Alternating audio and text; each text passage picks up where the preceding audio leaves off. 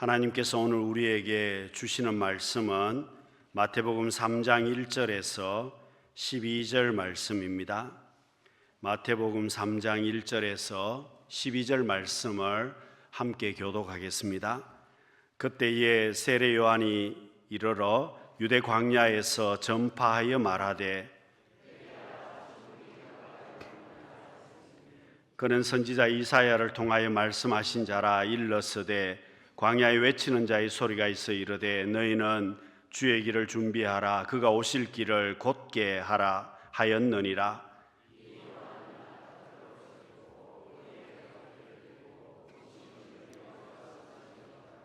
이때 예루살렘과 온 유대와 요단강 사방에서 다 그에게 나와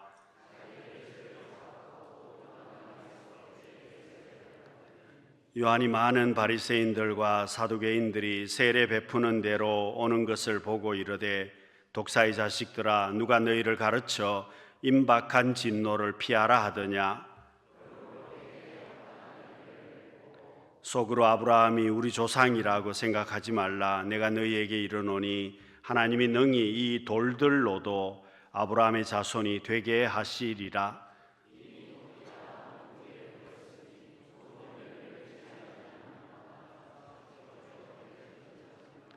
나는 너희로 회개하게 하기 위하여 물로 세례를 베풀거니와 내 뒤에 오시는 이는 나보다 능력이 많으시니 나는 그의 신을 들기도 감당하지 못하겠노라. 그는 성령과 불로 너희에게 세례를 베푸실 것이요 손에 키를 들고 자기의 타작마당을 정하게 하사 알곡은 모아 곳간에 들이고 쭉정이는 꺼지지 않는 불에 태우시리라.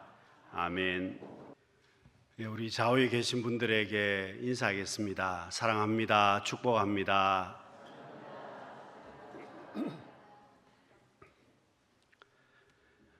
여러분 벌써 12월 달이 되었습니다. 여러분 11달을 살아오시면서 어떻게 여러분 잘 살아오셨다고 생각하십니까? 아마도 대부분의 분들이 후회하는 일들이 많이 있을 겁니다. 여러분, 내가 열심히 살았지만 후회하는 일들이 참 많습니다. 12월 달이 되면 그래서 후회가 참 많습니다.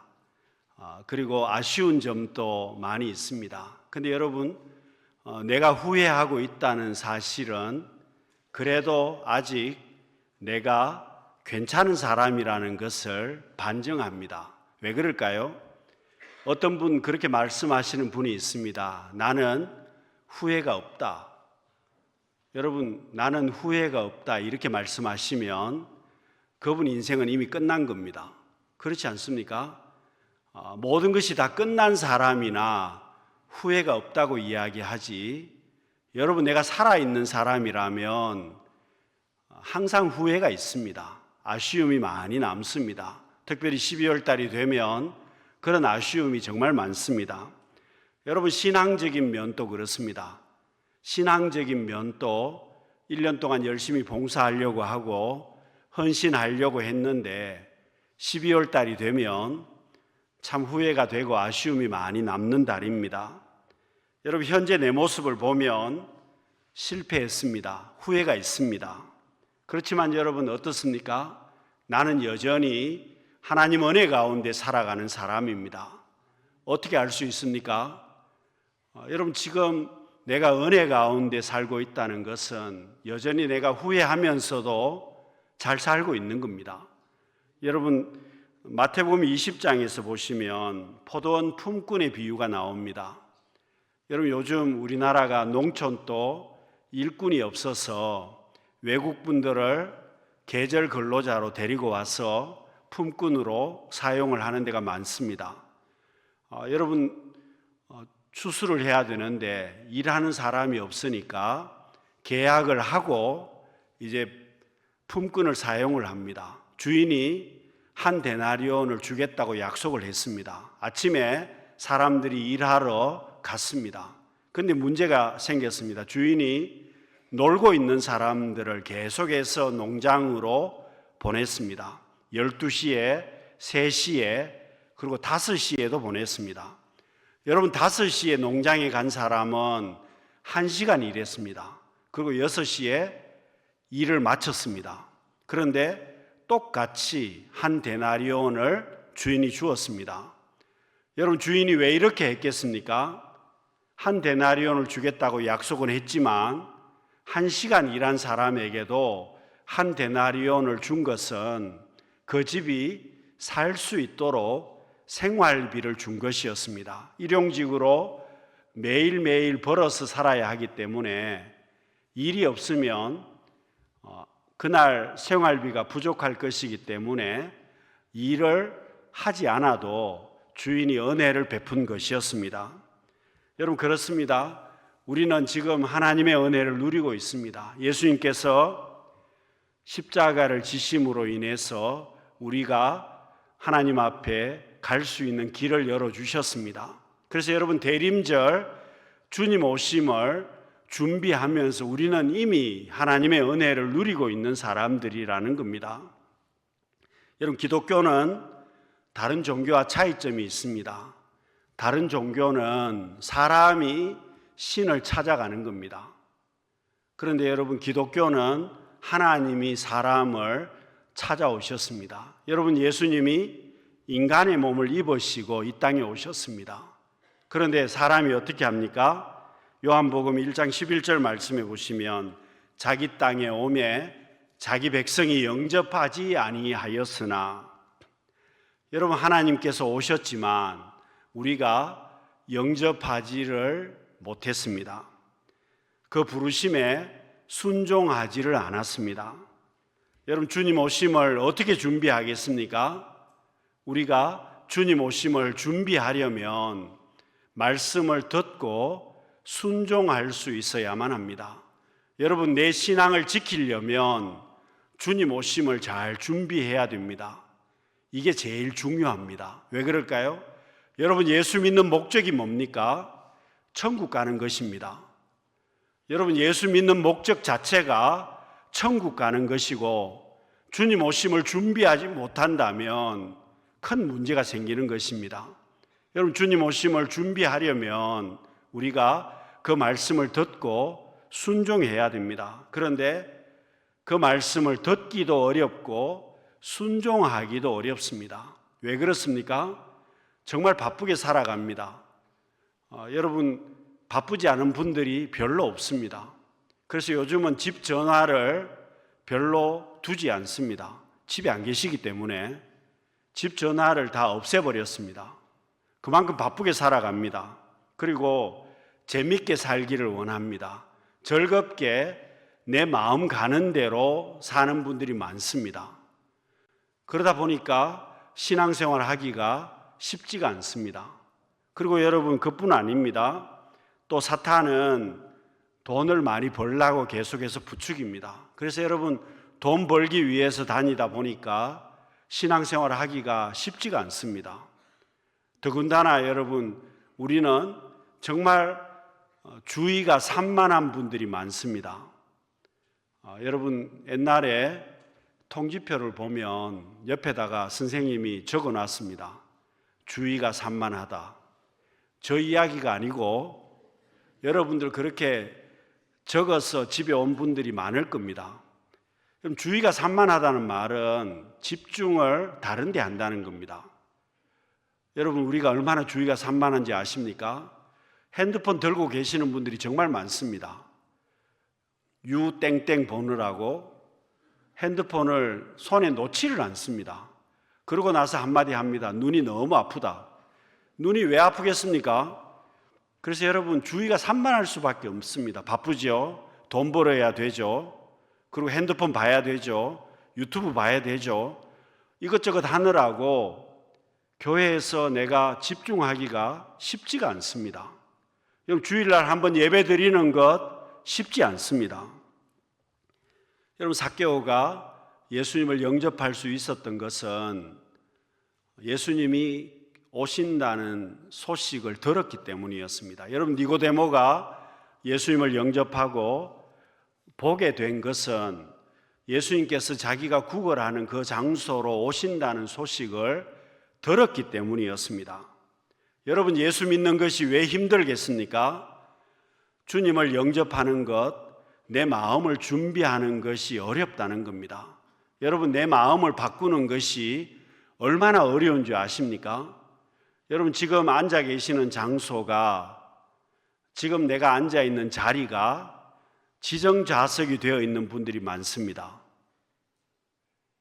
그래서 저 멀리 구석에 계시는 분은 1년 365일 저쪽에 계십니다. 그런데 제가 뭐라고 말씀 안 드립니다. 왜 그럴까요? 이유가 있습니다. 여러분, 다 이유가 있습니다. 그래서 앞에 오라 그러면 삐집니다. 왜냐하면 본인 이유가 다 있어서 거기 앉는 겁니다. 사연이 다 있습니다. 근데 여러분 생각해 보십시오. 좌석 하나 바꾸는데도 쉽지가 않습니다. 자리 하나 바꾸는 것도 어려운데 그 자리 바꾸려면 내 마음을 먼저 바꿔야 됩니다. 내 마음을 바꾸지 못하면 자리도 변하지 않습니다. 지난번 교회는요, 교회 건축하기 전에 기둥이 있었는데 기둥 뒤에 계속 계시는 분도 계셨습니다. 일찍 오시는데도 기둥 뒤에 앉습니다. 그만한 사연이 있습니다. 그래서 여러분, 우리가 마음이 변하지 않으면 절대로 주님 오심을 준비하지 못합니다. 내 마음이 바뀌어져야 말씀을 들을 수 있고 순종할 수 있습니다. 어느 작은 병실에 두 환자가 누워 있습니다. 한 명은 폐암 말기 환자였습니다. 한 명은 금방 허리 수술을 받아서 꼼짝 못하는 환자였습니다. 근데 여러분, 이 디스크 환자는 침대에 누워 있어야 되고 폐암 환자는 앉아서 숨을 가쁘게 쉬고 있었습니다. 그런데 하루는 디스크 환자가, 폐암 환자가 계속해서 밖을 바라보고 있으니 물었습니다. 바깥에 뭐가 있느냐고, 창문 밖에 보이는 것을 좀 알려달라고 이야기를 했습니다. 여러분, 폐암 환자가 어떻게 말했을까요? 창문 밖에는 호수가 있고 나무들이 보이고 푸른 들판이 보인다. 그리고 사람들이 왔다 갔다 하고 사람들이 산책하고 있고 잔디밭에서 놀고 있는 아이들도 보인다. 여러분, 누워있는 꼼짝하지 못하는 디스크 환자가 무슨 생각을 했겠습니까? 누구는 창문 곁에 자리를 주고 누구는 벽 쪽에 자리를 주어서 밖이 전혀 보이지 않는다는 겁니다. 그날 밤에 폐암 환자가 기침을 하기 시작했습니다. 여러분, 기침을 하고 숨을 헐떡거리고 있을 때에 이 디스크 환자는 생각했습니다. 저 사람이 죽으면 내가 저 자리를 차지하면 되겠다. 다음날 아침에 그 폐암 환자가 죽게 되었습니다. 여러분, 디스크 환자가 그 자리를 차지했습니다. 그러고 나서 억지로 고개를 들어서 창문 밖을 바라보았습니다. 뭐가 보였겠습니까? 담벼락만 보였습니다. 이 폐암 환자는 그저 자기가 상상하는 대로 좋은 환경을 그 디스크 환자에게 알려준 것이었습니다. 여러분, 그렇습니다. 어떤 사람들은 최악의 상황을 살면서도 기쁨을 누리고 살아갑니다. 그런데 어떤 사람은 정말 잘 살고 있으면서도 다른 사람을 시기하고 질투하고 불평합니다. 여러분, 누군가 이런 말을 했습니다. 죽어서 우리가 천국과 지옥에 가지만 이미 우리 마음속에 천국과 지옥이 있다. 사랑하는 성도 여러분, 주님 오심을 준비하려면 먼저 내 마음이 준비가 되어야만 합니다. 내 마음이 구불구불하면 발라져야 합니다. 내 마음이 높은 산과 깊은 골짜기가 있으면 평탄하게 되어야 한다는 것입니다. 여러분, 월삭 새벽 기도회 때 제가 롯의 아내 이야기를 말씀을 드렸습니다. 여러분, 롯의 아내가 왜 소금 기둥이 되었겠습니까? 말씀을 듣지 않았습니다. 여러분, 어부가 물고기를 잡으려면 그물을 바다에 내려야만 합니다. 낚시꾼이 고기를 잡으려면 미끼를 끼워가지고 낚싯대를 가지고 여러분 바다에 던져야 고기를 잡을 수가 있습니다. 여러분, 그물을 안 던지고 낚싯대를 던지지 않으면 어떻게 고기를 잡겠습니까? 여러분, 하나님의 말씀을 내가 아무리 들어도 내 마음을 바꾸어서 그 말씀에 순종해 보지 않으면 어떻게 내게 열매가 생기겠습니까? 여러분, 롯의 가정은 하나님 앞에 특별한 은혜를 받았습니다. 아브라함 때문에 죽게 되었는데 살 수가 있었습니다. 소돔과 고모라가 멸망하는 그 과정 속에 하나님이 살려주셨습니다. 여러분, 살려주셨으면 어떻게 해야 되겠습니까? 살려주셨으면 말씀대로 가야 되는 겁니다. 그런데 말씀대로 가기가 힘이 들었습니다.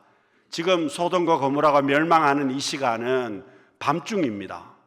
그리고 소할성까지 가려고 하면 밤중에 가야 됐습니다. 길이 보이지도 않습니다. 그런데 아무것도 없이 갑자기 밤중에 가려고 하니까 힘이 들지 않았겠습니까? 그래서 롯의 아내는 뒤를 돌아보다가 말씀에 순종하지 못하고 소금 기둥이 되고 말았습니다. 사랑하는 성도 여러분, 우리가 12월 달을 시작하시면서 지금 어디쯤 여러분 와 계십니까? 여러분, 저녁에 밤중에 출발을 해서 들판에 와 계시는 분들도 계실 것이고, 여러분 뒤를 돌아보려고 준비하시는 분들도 계실 것이고, 계속해서 말씀에 순종해서 소알까지 가고 있는 분들도 계실 겁니다. 여러분, 그렇습니다. 개인적인 그런 문제가 있을 것이고 어두움이 있을 것입니다. 가정적인 그런 어두움이 있을 것입니다. 그래도 여러분, 내가 해야 될 일이 뭐냐 하면 말씀에 순종해서 가는 겁니다. 여러분, 롯의 가정이 말씀에 순종해서 가면 어떻게 되었을까요? 소알성에 도착하니까 아침이 되었다고 성경은 말씀하고 있습니다. 해가 떠올랐다는 겁니다.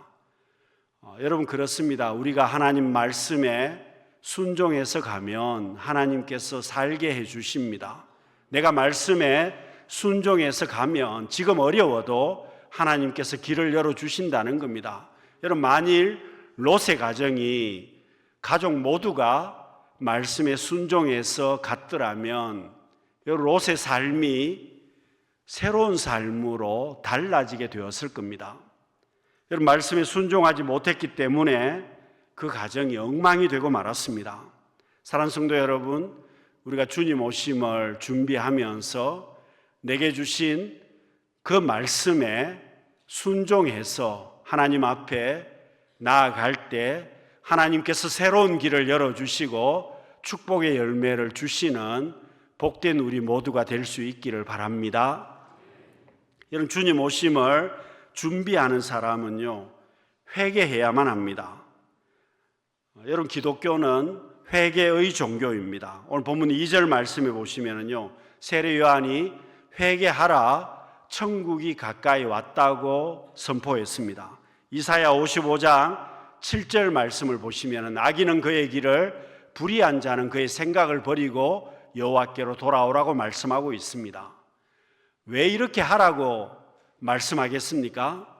주님을 모시려면, 주님을 모시고 주님 오심을 준비하려면 내 생각을 바꾸어서 회개해야 된다는 겁니다. 그런데 여러분, 생각을 바꾸는 것만으로 끝나지 않습니다. 여러분, 8절 말씀에 보시면은요, 세례 요한은 몰려온 사람들에게 회개에 합당한 열매를 맺으라고 명령하고 있습니다. 진정한 회개가 뭐냐? 열매가 있어야 된다는 겁니다. 진정한 회개가 뭐냐? 생각만 하는 것이 아니라 열매가 있어야 된다는 겁니다. 생각하고 방향을 바꾸어서 길을 바꾸어야 한다는 것이고 행동에 옮겨야 한다는 것이고, 그렇게 해서 열매가 있어야 된다고 말씀하고 있습니다. 여러분, 무서운 것은 도끼가 나무 뿌리에 놓였다고 10절에 말씀하고 있습니다. 여러분, 도끼가 나무 뿌리에 놓였다는 말은 나무꾼이 나무를 하려면 톱과 도끼를 준비합니다. 그리고 나무 밑에 놓아둡니다. 그러면 준비가 끝났습니다. 준비가 끝나면 그 다음에 뭘 하겠습니까? 그 나무를 베려고 합니다.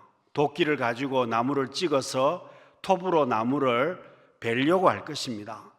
여러분, 하나님께서 이미 준비를 다 마쳤다는 겁니다. 심판하실 준비를 다 마쳤으니 시간이 별로 없으니 빨리 마음을 준비를 하고 회개의 열매를 맺어서 하나님을 맞이할 준비를 하라는 것이었습니다. 사랑하는 성도 여러분, 주님 오심을 준비하려면 마지막으로 내가 알곡이 되어야만 합니다. 여러분, 알곡이 된다는 말은 껍데기가 보이는 것으로 말하는 것이 아닙니다. 여러분, 쭉정이와 알곡은 똑같습니다. 보이는 것은 똑같습니다. 그런데 쭉정이는 알곡이 없고 알곡에는 열매가 속에 들어가 있습니다. 여러분, 무엇을 이야기하고 있습니까? 알곡은 모아서 곳간에 들이고 쭉정이는 꺼지지 않는 불에 태우시리라. 여러분, 곳간은 천국을 이야기합니다. 꺼지지 않는 불은 지옥을 이야기합니다. 성경이 말씀하고 있는 양과 염소의 비유도 그렇습니다. 열처녀의 비유도 그렇습니다. 하나님 앞에 쭉정이와 알곡을 하나님께서 마지막 날에 구별하시겠다고 말씀하십니다. 사랑하는 성도 여러분, 주님께서 다시 오신다면 여러분, 우리가 어떻게 주님 오심을 준비하시겠습니까? 여러분, 12월 달 대강절, 대림절 주님 오심을 준비하는 시간입니다. 12월 달 여러분, 올 한 해를 갈무리하고 새롭게 정리하는 시간입니다. 여러분, 주님께서 다시 오신다면 우리가 어떤 모습으로 주님을 맞이해야 되겠습니까? 여러분, 집에 손님만 오셔도 집 청소를 합니다. 그렇지 않습니까? 여러분, 자기 집에 손님 오면 그래도 양심이 있으면 청소라도 할 것입니다. 당연한 이야기 아닙니까? 여러분, 주님 오신다면 여러분 어떻게 하시겠습니까? 내 마음을 청소해야 된다는 것입니다. 주님 오신다면 여러분 어떻게 하시겠습니까? 내 마음을 더러운 것이 있으면 정리해야만 할 것입니다. 방향이 잘못됐다면 방향을 바꾸어야 할 것입니다. 여러분, 주님이 기뻐하지 않는 부분들이 있다면 그 모든 부분들을 바꾸어야 될 것입니다. 사랑하는 성도 여러분, 다시 오실 주님을 만나는 사람들, 알곡으로 준비가 되어야만 합니다. 여러분, 쭉정이 인생이 아니라 알곡 인생이 되어야 할 것입니다. 쭉정이로 껍데기만 준비하는 것이 아니라 속이 알곡으로 준비가 되어야 할 것입니다. 여러분, 예수님 당시에 바리새인들과 서기관들, 사두개인들이 왜 예수님 앞에 책망을 받았습니까? 오늘 본문에 세례 요한으로부터 바리새인들과 사두개인들이 왜 책망을 받았겠습니까? 껍데기는 같은데 속이 없는 것입니다. 보기에는 똑같아 보이는데 열매가 없었기 때문이었습니다. 사랑하는 성도 여러분, 주님 오심을 준비하면서 알곡으로 주님 오심을 잘 준비할 수 있는, 내 신앙을 잘 지킬 수 있는 우리 모든 성도님들이 되시기를 바랍니다. 기도하겠습니다. 사랑이 많으신 하나님 아버지, 주님 오심을 준비하면서 저희들 내 마음을 청소하게 하옵소서, 내 주변을 정리하게 하옵소서, 사람이든 환경이든 나를 범죄케 하는 모든 것들을 잘 정리하게 하시고 하나님 앞에 알곡으로 잘 준비되는 우리 모두가 되게 하여 주옵소서. 예수님 이름으로 기도드립니다. 아멘.